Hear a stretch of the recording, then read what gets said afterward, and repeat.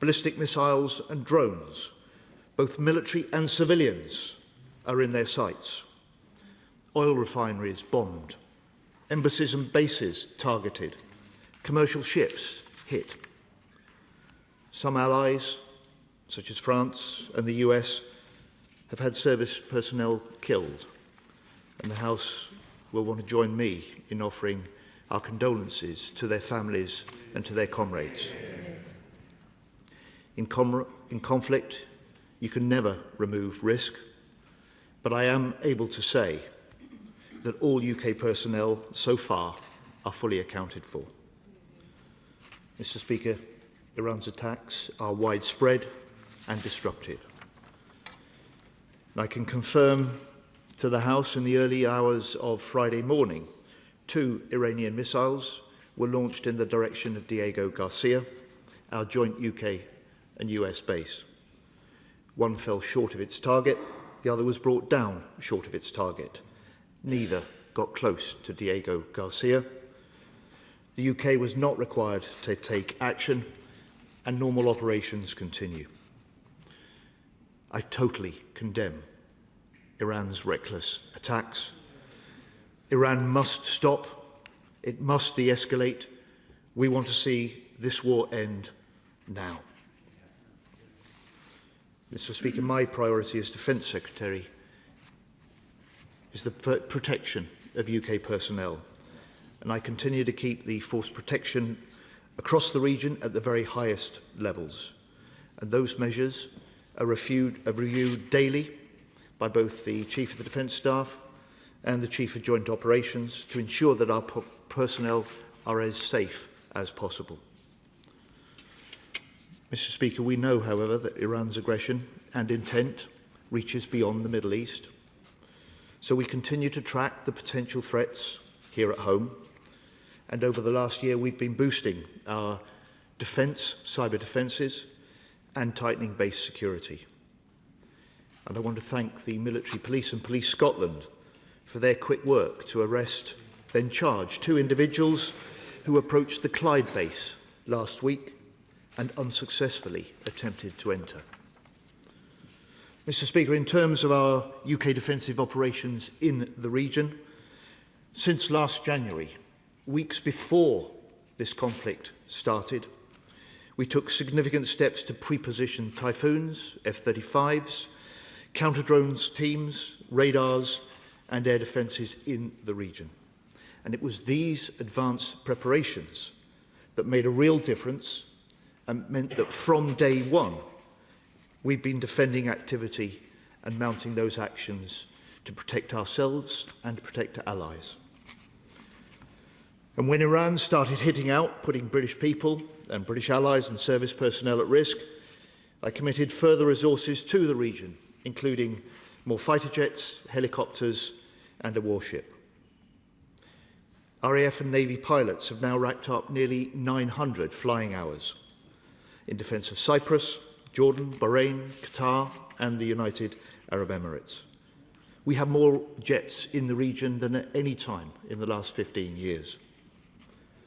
There are an extra 500 air defence personnel in Cyprus, and as more military capabilities are committed to the Eastern Mediterranean, we're working closely with the Republic of Cyprus to coordinate the contribution of allies, including the US, France and Greece, to reinforce the security of Cyprus. And I can confirm that HMS Dragon has arrived in the Eastern Mediterranean and tonight begins operational integration into Cyprus's defence alongside allies. More widely, UK Space Command is monitoring daily Iranian missile activity and provided early warning to our armed forces and to our allies operating across the region. Our military and our industry have a shared mission in the UK, and that is to step up support and to help defend Gulf partners during this conflict. So last week we brought together Gulf ambassadors and defence attachés with UK defence firms. And the MOD has now established Task Force Sabre with industry to support partners across the Middle East with rapid procurement. We will soon deploy lightweight multiple launchers to Bahrain, including with training, and we will be deploying Rapid Sentry to Kuwait. And Rapid Sentry is a battle-tested, ground-based air defence missile system that has already proved highly effective for UK forces taking down drones in the region. Turning to the Strait of Hormuz. Mr. Speaker, people and businesses are increasingly worried about the economic impact of this war, and the Prime Minister will chair a COBRA meeting later this afternoon to discuss the economic impact, which I will attend. Because Iran is holding the Strait of Hormuz hostage by laying mines, targeting ships, including Red Ensign vessels, and putting lives in danger. This is complex, and any resolution requires close work with allies and multinational support. So the UK, along with 29 other nations, signed a joint statement late last week, which condemned in the strongest terms these attacks on unarmed ships, strongly backed the freedom of navigation, and expressed our readiness, I quote, to contribute to appropriate efforts to ensure safe passage through the Strait. I discussed this with E5 defence ministers last week. We've now deployed UK military planners into US Central Command to develop options. We're looking to accelerate new UK mine hunting and drone technology. And on Friday, we confirmed that the current permission we've given for the US to use UK bases for defensive strikes against specific Iranian targets extends to their missile sites and capabilities that threaten the Strait of Hormuz. We are determined that the UK plays a leading role in securing the Strait, so commercial ships can move freely and confidently again. Mr. Speaker, this House knows the demands on defence are rising, and while we rightly focus on dealing with the immediate conflict in the Middle East, we will continue to step up our support to Ukraine, to fulfil our NATO commitments, to sign vital defence contracts, and to deal with Putin's serious threats to the high north. Mr. Speaker, this House also knows that our adversaries will want us distracted and may try to take advantage of events in the Middle East for their own gain. We will not let them. And as a government, we remain determined to make Britain safer, more secure at home and strong abroad. Show Secretary of State James Cartledge. Thank you, Mr. Speaker. And can I thank the Secretary of State for advance side of his statement and for the briefing I received from his officials this afternoon. But can I begin by joining the Secretary of State by putting on record my utter condemnation of the arson attack committed in Golders Green last night, and on behalf of the opposition, I offer our sympathy to all affected and to the wider Jewish community. Can I also join the Secretary of State in expressing our condolences to the families of all Allied personnel who have lost their lives in the current conflict, and in thanking the police for preventing potentially serious nefarious activity at Faz Lane.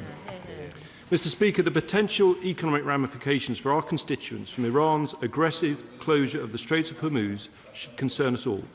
In that context, can the Defence Secretary tell the House what he understands to be the implications of the US President's latest remarks, specifically on deferring strikes on power plants?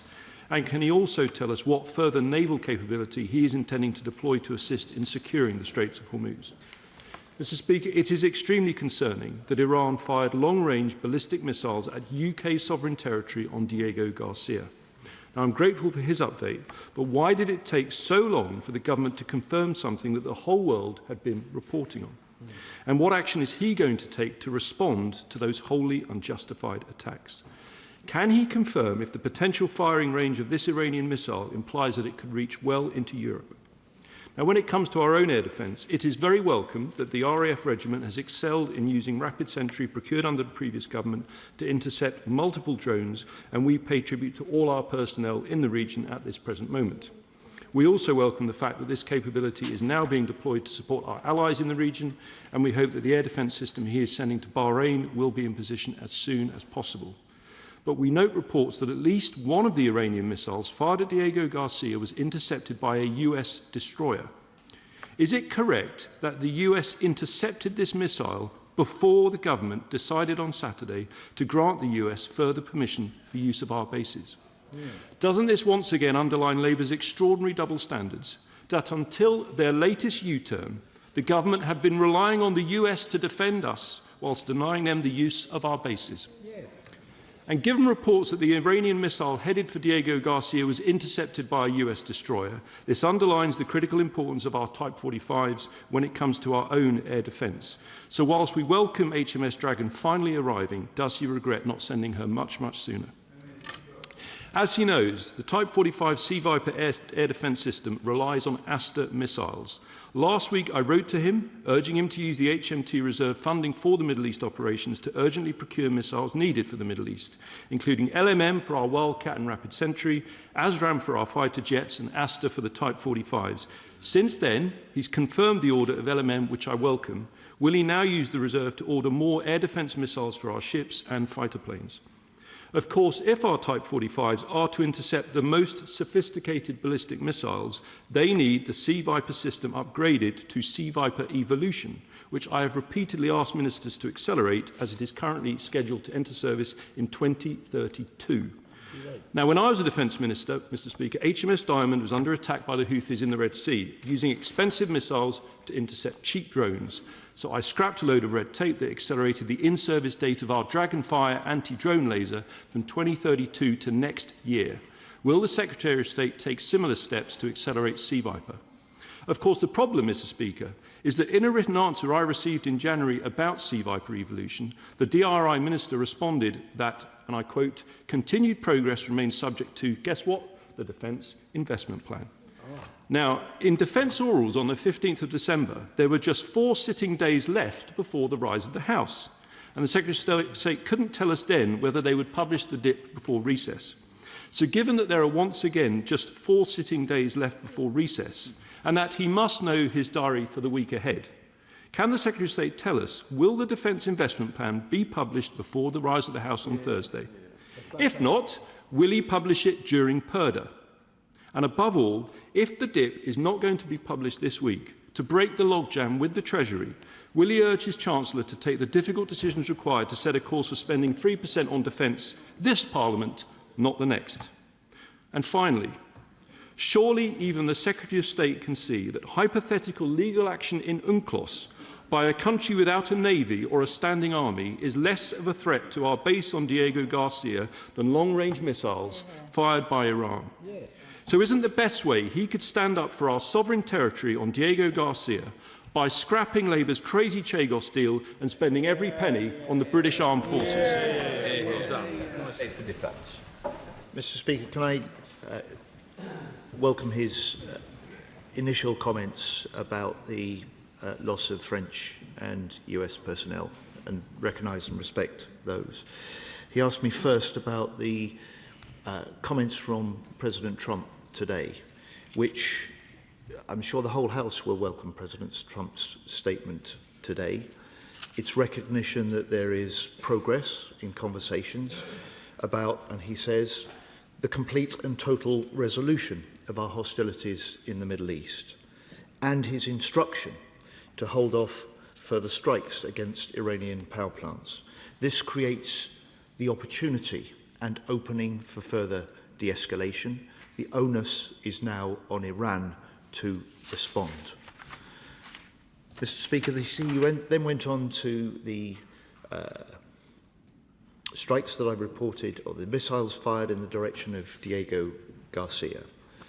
And I would just say to him, look, we have been blunt and we have been open about the threat that Iran poses. The threat it poses to British nationals, to British bases, and to British interests and partners. And to suggest otherwise is completely false. And that's why we've been conducting the defensive operations throughout the region since day one of this war. Those missiles were fired towards Diego Garcia early on Friday morning. The same day I offered the Shadow Defence Secretary to come into the MOD for a secure briefing, and I welcome his thanks for that.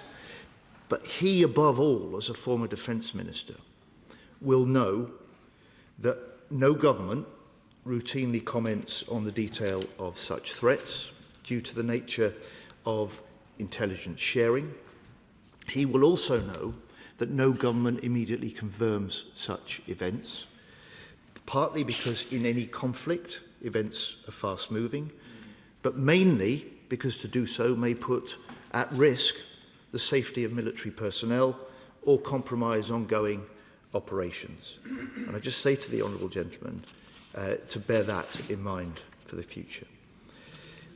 I want to reassure the public, however, about the concern and question he raises about long-range Iranian missiles and any question of Iran targeting the UK, and say quite clearly there is no assessment that we're being targeted in the UK in that way. We have the resources, we have the alliances in place in order to keep the United Kingdom safe from any kind of attacks. We operate a layered defence of this United Kingdom, our Navy, our RAF, our Army, all involved. And of course, we operate our defence with other NATO allies. And so it's the layered defence against missiles or any sort of other threats which is an important part of keeping this country safe. And I say to the honourable gentleman, it seems to have taken a war in the Middle East for him to realise that air and missile defence systems for the UK are important. No, because in the last year of his government, they slashed defence spending on ground-based air defence by 70%. Because when he was Defence Minister, he promised a munitions strategy which he never published and was never funded. And it was down to this government last June, as part of the Strategic Defence Review, that announced an extra £1 billion for air and missile defence above the Tory plans that he left. And, Mr Speaker, it's UK, under this government, that has been leading NATO's Diamond air and missile defence initiative. It's this government that this year alone has boosted spending on counter-drone systems five-fold from his last year in government, and spending on ground-based air defence systems by 50%. Mr Speaker, it's this government that's delivering for defence after 14 years of underfunding and hollowing out under the previous government. And I have to say I'm still very confused about the Conservatives' position on this war in Iran. One week, the Leader of the Opposition said UK jets must go in to the source in Iran, and she said, I quote, "We are in this war whether we like it or not." And then the next week she said, "I never said we should join." The week after that, the Shadow Defence Secretary said on Sky News, there are no easy answers to this. Mr Speaker. Finally, he talks about defence investment planning and spending. We're working to finalise the DIP. But he was, of course, the Defence Minister that left 47 out of 49 major defence programmes not on budget, not on time. He was the one that left a defence programme that was overcommitted, underfunded and deeply unsuited to the threats that we now face. It is this government, it is a Labour government now delivering for defence. 1,200 major contracts signed since July 2024, 84% of them awarded to British businesses, and the largest increase in defence spending since the end of the Cold War. Diane Abbott. The Iranian regime is a threat to us all, not least to its own population. I would implore ministers to remember the importance of a debate in Parliament, just as we had on Iraq, if we move further in involvement with Trump's war. Mr Speaker, the Mother of the House speaks with long and deep experience of these matters. I would just say to her that the Prime Minister himself has said, while we are taking the necessary action to defend ourselves and our allies, we will not be drawn into the wider war. James McCleary, Liberal Democrat spokesperson. Thank you, Mr. Speaker, and thank you to the Secretary of State for advance sight of his statement today. We are 4 weeks on from the start of President Trump's illegal assault on Iran. Still, there is no plan, no end in sight. It is not Trump, nor indeed his partner in this ill-conceived war, Netanyahu, who are paying the price. It is hard-pressed British families seeing it in their energy bills and at the petrol pump. It is billions around the world suffering economic fallout. And it is over 100 little girls who will never be coming home from school. Rather than de-escalate the crisis, Trump is just making more threats. Instead of accepting responsibility, he is pointing fingers at allies, including Britain. There is much, then, that I hope this House can agree on at this critical moment. Most importantly, that Britain's interests are only served by rapid de-escalation of hostilities. Liberal Democrats have not wavered from this view. I believe it reflects in many ways the broadly responsible approach this government, including the Defence Secretary, have taken to the war, emphasising the need for multilateral diplomacy while protecting our personnel and citizens under immediate threat in the region. Nonetheless, the government's decision over the weekend to expand the use of UK bases for US strikes is grave and risks dragging Britain down the slope of Trump's war. It appears to be a significant shift in the government's position. So I would like to ask the Secretary of State, if I may, 3 questions. Does he agree with me that the government's definition of defensive is different today than it was when the House last sat? Will he commit to releasing in full the legal advice the government has received about this latest expansion of rights of US planes to use UK bases? And will he support Liberal Democrat proposed legislation to ensure proper monitoring of US sorties conducted from UK bases to ensure they are truly defensive in nature? Mr. Speaker, the country's best interests are served by the action that we've taken, both before and since the start of this period of the war. Actions to defend our personnel, our bases, our allies and our interests throughout the region. He's right to say our interests are also served best by an end to the conflict, which we want to see happen now. And therefore, we welcome President Trump's move to step back from further attacks on Iranian power plant and oil infrastructure. This creates the opportunity for further de-escalation, which he calls for, and I hope he would recognise that the onus is now on Iran to respond in kind. And he asked me the specific question. There has been, as I've stressed to the House, no change in the principles on which our approach and our action and our decisions are based. And these are permissions for the US to use UK bases for defensive actions because they are striking at the very Iranian sites and capabilities which are attacking our interests and those of our partners in the region. Thank you, Mr. Speaker. Mr. Speaker, the Secretary of State is right to draw attention to the fact that when we became Secretary of State and draw attention to the fact that the armed forces are underfunded and very stretched. He and his team and the government have done much to improve and bring about additional funding for the armed forces. However, what concerns me, Mr. Speaker, is this further commitment because of what's happening in Iran will put a lot of strain on our already overstretched armed forces. And I am concerned about the sustainability of our continuing investment there. So can I ask the Secretary of State what discussions are taking place in government to accelerate the expenditure to at least 3% in this Parliament and as quickly as possible? Well, my honourable friend is more knowledgeable than perhaps anyone else in the House about defence matters, having been a former Defence Minister and served for some time on the Defence Select Committee.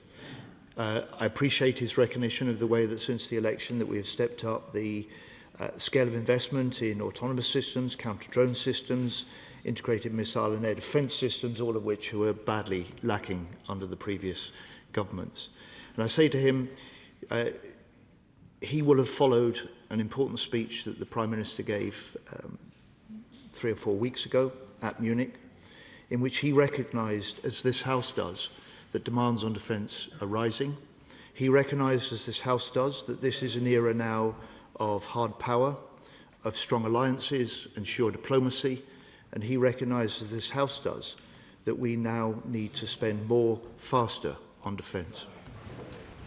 So, Julian Lewis. May I remind defence ministers yet again that they should not be comparing increases in defence expenditure with the post-Cold War years, but with what we used to spend during the Cold War years, which was between 4.5% and 5% of GDP on defence. And can he look the House straight in the eye, as it were, and say that given the very close relationship between China and the Mauritians, including a 25-year treaty of cooperation, that it would be a sounder situation if Mauritius had sovereignty over Diego Garcia and we were only lessees to them? I respect the right honourable gentleman, and the straight answer to his question is yes, I can, because the deal that we have in place that is awaiting the ratification would give our operational sovereignty over Diego Garcia for at least 99 years. This is a base that is central and essential to our and the US security and military around the world. And I say to him also that the deal that we have on the table now and have negotiated with the Mauritians gives greater protections in the waters around, greater veto over developments on the other islands, which is why it is so much better deal than after 11 rounds of negotiation under the previous government they left when they left office. John Trickett. Mr. Speaker, and I join with my right honourable friend in paying tribute to the members of the armed forces and acknowledge too the difficult path which he has to tread. But the government's stated objective was to achieve de-escalation of this war led by diplomacy, and yet the truth is that the US planes leaving British soil, which he authorised without parliamentary consent, are not carrying diplomats, are they? They're carrying heavy payloads. So my question is this, because the Secretary of State said he wants this actions to be legal. What protocols has he agreed with the United States to ensure that those bombers are operating within international and national law and in a defensive capacity only? Anything else leads to a slippery slope from defence into offence. The permissions that we have granted in response to specific US requests are operations that are restricted to defensive legal purposes that strike at the capabilities that are doing most to hold at risk and attack our interests and our allies and our personnel. So I say to the honourable gentleman, it is part of an established system of requesting such basing operations with a system that ensures that the US respects the permissions they've requested and allows us to ensure that is and continues to be the case. And on the matter of de-escalation, I say to my honourable friend, I hope he was encouraged and he will recognise the leadership that Keir Starmer and the UK played at the end of last week when we led the work that has produced the statement now signed by 29 other countries, which is calling for the coordinated development of options, the condemnation of Iranian attacks and closure of the Strait of Hormuz, and recognises the enormous impact that this is having across the world, including for people and businesses in this country about which so many are so concerned.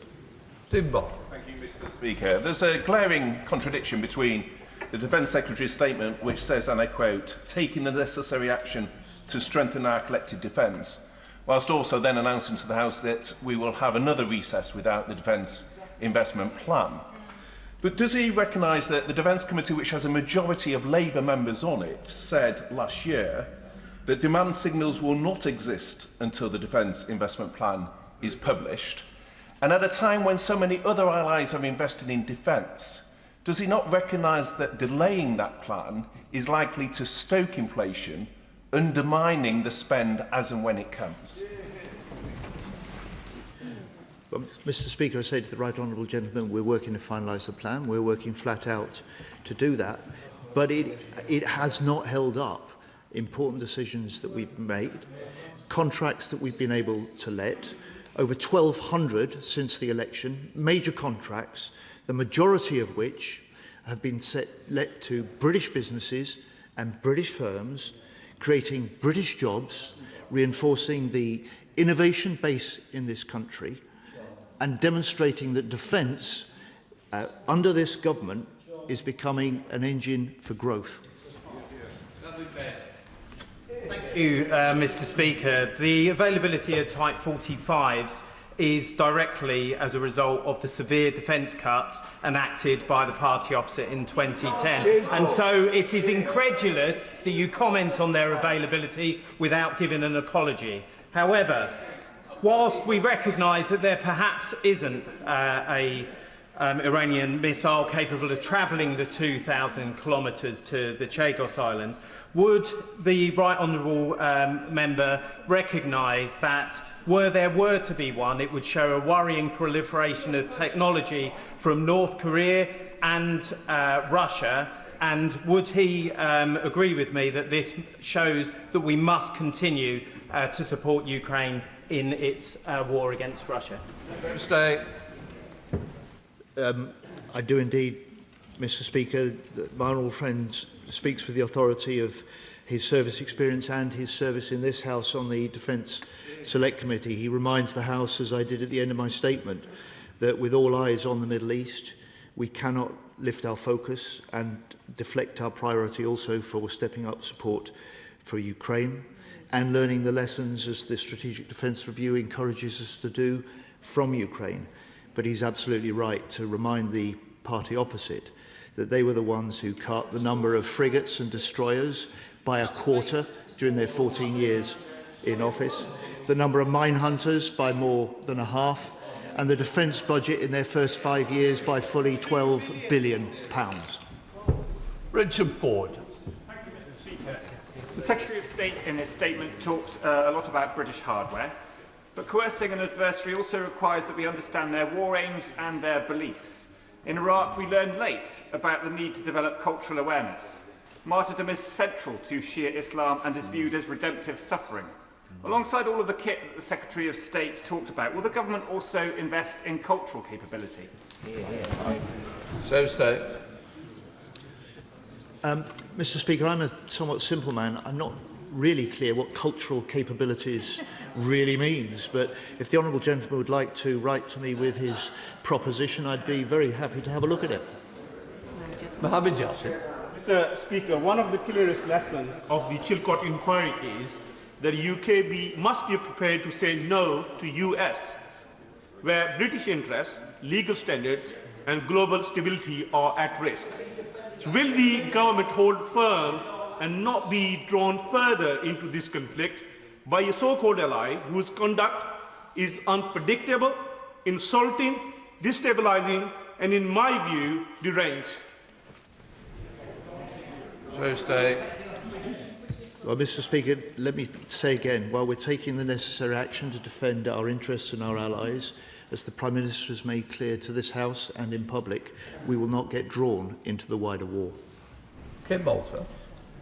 Mr. Speaker, the Secretary of State was right when he said we all breathed a sigh of relief at the American President stepping back from the abyss this morning, the abyss of an attack on Iran's power network. However, it still remains the case that just a few days ago, a projectile fell within 350 metres of Iran's only nuclear power station. Now, the Secretary of State spoke compellingly about the courage of British personnel in defending our own assets in the region and those of our allies. If it were to come to our attention that in an era of irrational decision-making, an attack against that nuclear power station was contemplated with the catastrophic effect it would have on the region. What steps could and would we take to prevent that attack? The right honourable gentleman's an old hand in this House. He's also, I think, served in a number of security posts in government.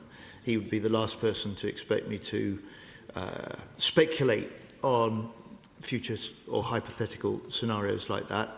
But the points he makes at the start of his question are really important.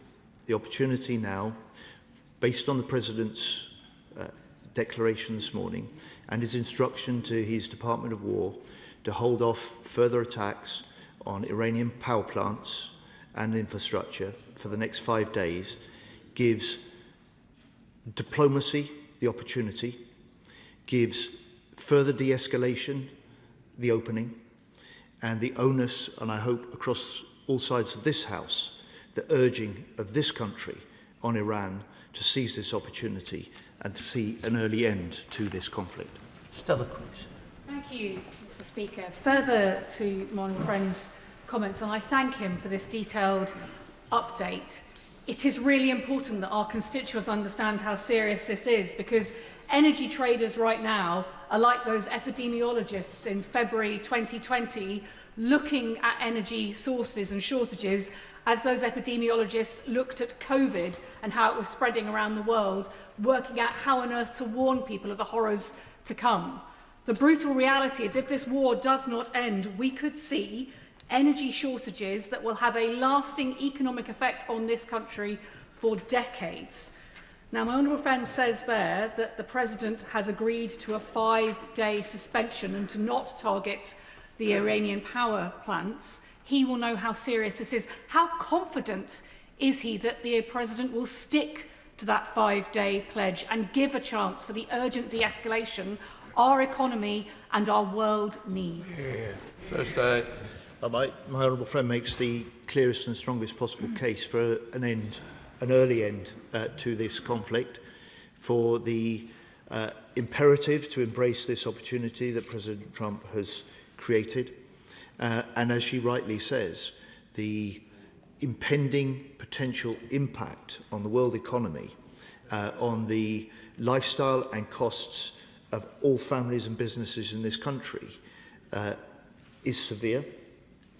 And that is the reason why the Prime Minister will be chairing a COBRA this afternoon that will look at the economic potential impacts of this conflict, a meeting that I will attend, and no doubt the House will be updated in due course.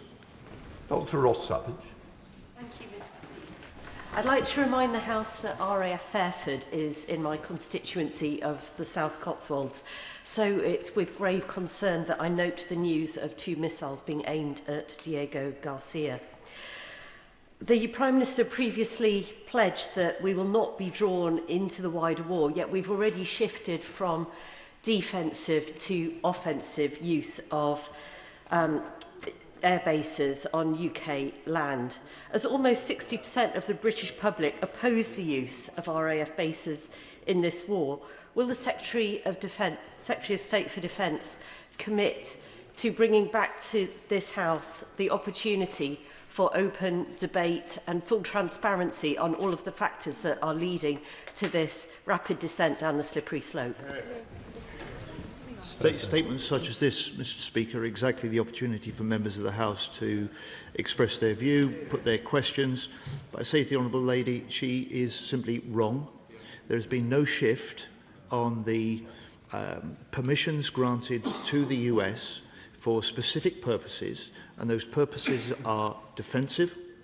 Those purposes are defensive because they are limited to the Iranian missile and capabilities that are attacking our ships, our bases, our interests, and threatening our interests and our bases and our allies across the region. So the basis of the permission simply hasn't changed, and that was the confirmation that after meeting of ministers on Friday that was released by the government to confirm that.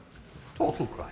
Thank you, Mr. Speaker. I thank the Secretary of State for his statement. And despite talk of a complete and total resolution of hostilities from across the Atlantic, I agree with my honourable friend from Walthamstow that we can't give false comfort to our constituents that there won't be lasting economic and military consequences. So can I ask the Secretary of State when or what detail he can give us on the leading role he sees the UK playing in keeping the Straits of Hormuz open? So State. Well, Mr. Speaker, as the statement that the UK helped coordinate and signed at the end of last week set out, and as I've said to the House today, we are ready to play a leading role in efforts, including all options that may be necessary with allies to try and secure a resumption of commercial shipping and a freedom of passage through the Strait of Hormuz. That is likely to require significant de-escalation, but we are preparing all options, and as I confirmed to the House earlier on as well, I have put UK military planners into US Central Command, and their job is to help shape and prepare the potential coordination of such activity that must include a range of allies and multinational support. Sir Alex Sheldon. Thank you, Mr. Speaker. Just further to the answer the Secretary of State has given, the Secretary of State has this afternoon confirmed to the House that mines have been laid in the Straits of Hormuz. Therefore, one of the biggest problems is going to be actually getting vessels insured, whether there was a cessation of violence overnight, getting it insured. So may I ask the Secretary of State how quickly he can now give the other side of that coin to the markets, to the insurance companies, that even if de-escalation happened overnight, how quickly the insurance company have faith that the Strait of Hormuz would be demined. That's going to take a military operation led by Europe. The Americans won't get involved, we know that. So can I ask the Secretary of State how quickly can he say what the counterbalance is to the fact that he has confirmed this afternoon that the Strait of Hormuz have indeed been mined? State. I can't give the honourable gentleman a timescale. What I can say to him is that we are bending all our efforts in defence and more widely to contribute to the development of all options, and that those must involve allies. They've got to be multinational. And in the end, as he suggested to the House, the test will be the decision of commercial ship owners, crews and insurers about the safety that they can have about resuming their commercial trade through the Strait of Hormuz. John Manton. What Donald Trump said at the weekend was that unless the straits were opened, he would obliterate Iran's power plants. I agree that could be extremely catastrophic, attacking a nuclear plant. But actually, as we've made clear to Putin, attacking power plants that supply power to civilians is actually against international law and clearly does move things on from defence to aggression. On that basis, can I ask the Secretary of State, and I agree with him, I hope the next 5 days secure peace, but can I ask him to confirm that UK bases will not be used to attack power plants, and that if there is to be a change of policy in that way, he asked the Prime Minister, yes, that we have that debate and we have the vote in this House, because I want my constituents to know that I'm not willing to support this type of escalation. So State. The permissions for the use of UK bases for the US are defensive. They do not include the striking of Iranian power plants, which is the clarification that my right honourable friend has given me. And as I and as the Prime Minister have said, those principles of defensive actions and decisions with a sound legal basis and actions in coordination with allies to ensure a collective self-defence in the region will continue to inform the decisions and choices that this government makes. Dougal. Thank you, Mr. Speaker. One of the things that unites the Prime Minister of Israel and the Supreme Leader of Iran is that neither of them can care less what the UK Prime Minister says, and it's difficult to imagine that the US President isn't in a similar camp. So, with fiscal headroom evaporating, business confidence vanishing and household budgets being shredded by this war, what can the Secretary of State offer over and above the vacuous calls for de-escalation to ensure that people on these islands are protected from the ferocious effects of this war and the supply of energy? Mr.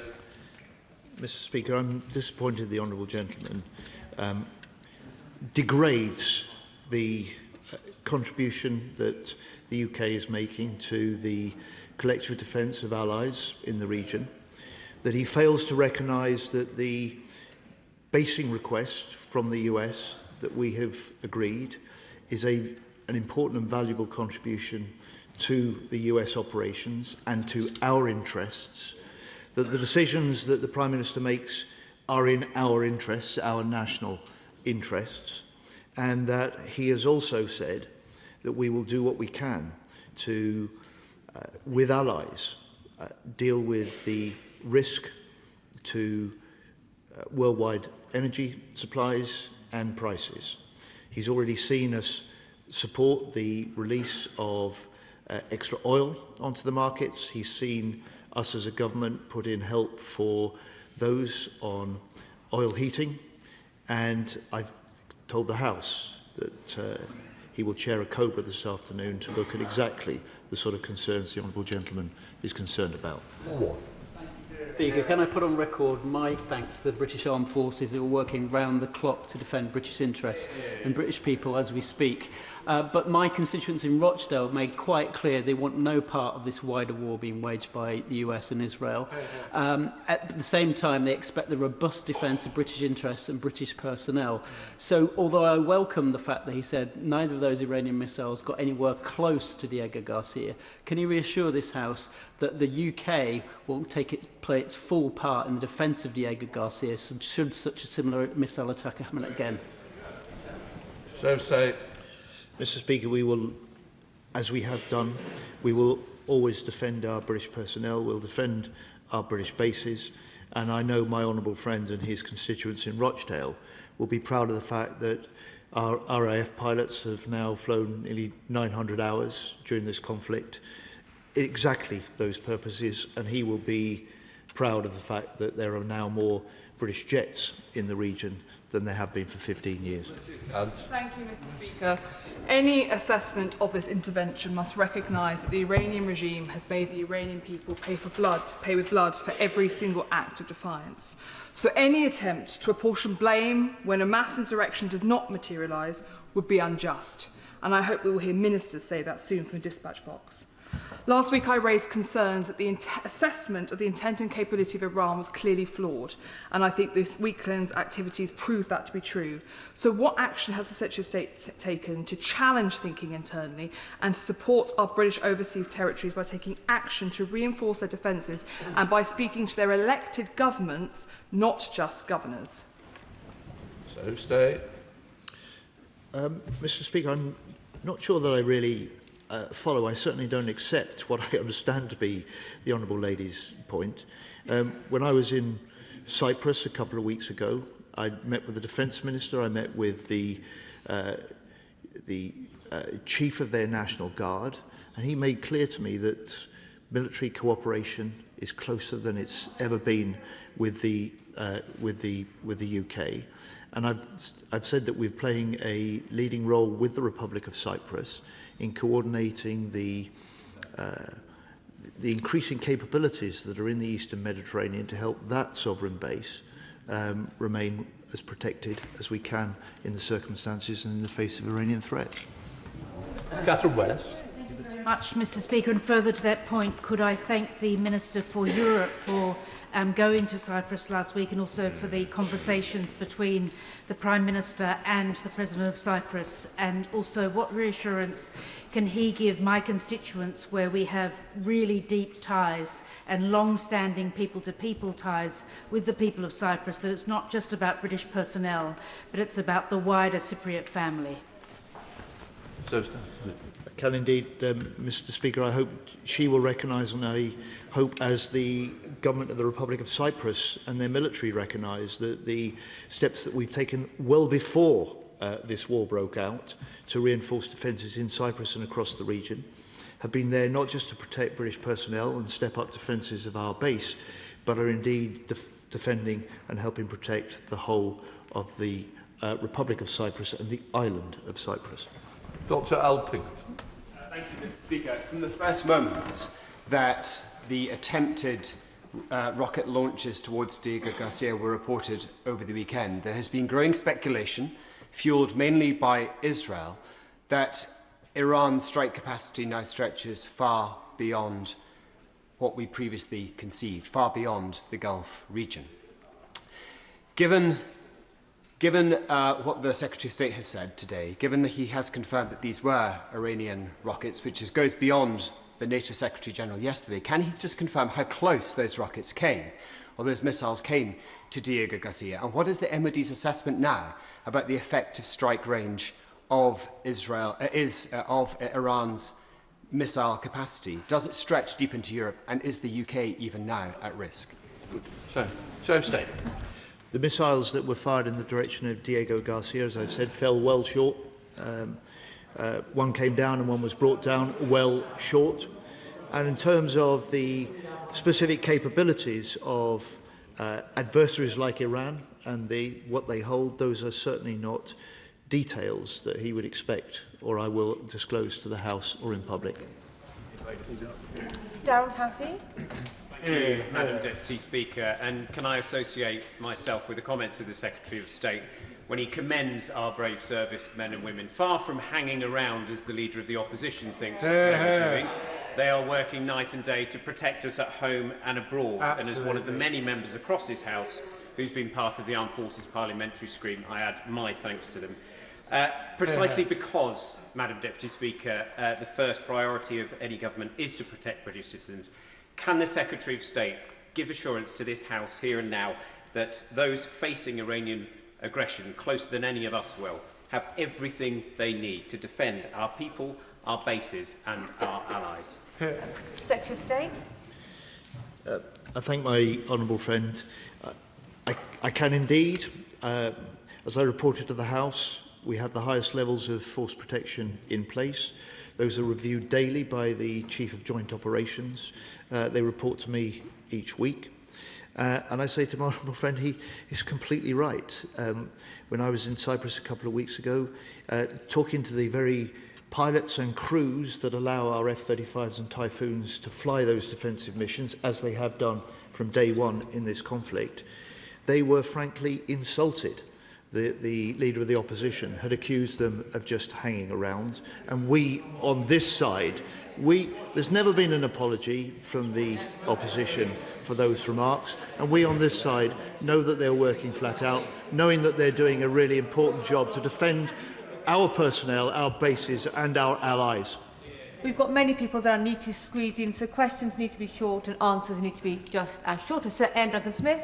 Madam Deputy Speaker, can I just say to the right honourable gentleman that we can debate all of this about what the armed forces think or they don't think. I always think it's best to leave them out of these debates. However, there is an issue here at home, and defence of the realm is defence of home first and foremost. And we know that the IRGC, the Islamic Revolutionary Guard Corps, have threatened us here on these shores endlessly for a number of years. Many colleagues either side of the House have called for them to be proscribed. As yet, in the middle of this war, we have not proscribed the IRGC. This would make the life of our security service so much easier if we did so. Will the Secretary of State please get up and say it is his determination that they should be proscribed and kicked out or arrested for all the awful deeds that they do, chasing, hounding and killing people on the British shores? Secretary of State.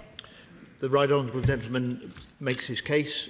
He knows, like I do, that our British services have foiled around 20 sabotage, assassination plots with the Iranian hand behind them on British soil. He makes the case for prescription. That is a decision in other parts of government, something that we keep under review and something that we will take in the broader view of the way that we are challenging, confronting and working with allies to deal with the Iranian threats. Luke Charters. Thank you, Madam Deputy Speaker. BBC News Ukraine recently published an outstanding report on the demand for drone interceptors like the British-made Octopus and Wild Hornet Sting drone. So will the government update the House on what work they are doing to bolster UK and Ukrainian drone interceptor production so that these devices can be in the skies defending against Shahid drones that are threatening British interests and Gulf partners' interests alike? Secretary of State. Thank you, Madam Deputy Speaker. I'm proud to say there are interceptors in the skies above Ukraine now that have the British hand and British production behind them, working closely with Ukraine. The Octopus interceptor that he talks about is a special link-up, Ukraine and the UK, and we look forward to being able to produce these en masse and return them back into Ukraine to help them defend their skies against Putin's invasion. Todd? 6 days ago, the UK government's security group rightly launched a leak inquiry into the leaking of very sensitive information from the National Security Council. Now, I don't expect the Defence Secretary to comment on an ongoing inquiry, but does he agree on these principles that, first of all, the very least our armed forces expect when they're being sent into harm's way is the political leadership of this country doesn't leak secret and top secret information? And secondly, the principle, whoever it is, whether it is a cabinet minister or a senior official or junior official, that when caught, they will be sacked. To state. Madam Deputy Speaker, I don't think anyone can doubt the determination of the Prime Minister to prevent such actions or to take action required when there are such activities going on. And so I can give the right honourable gentleman my reassurance that that should be the case. Jacob Collier. Thank you, Madam Deputy Speaker. Can I join the Defence Secretary in paying tribute to our civilians and armed forces personnel who are defending the UK national interest, and I've had the privilege to meet many of them overseas during my time in this House. Those serving overseas have been putting themselves in harm's way, and they will have families back at home who are understandably worried, especially given the situation with personnel from the US and France being killed. So can I ask him what support he's putting in place for the families back at home of those that are serving in the Middle East? Secretary of State.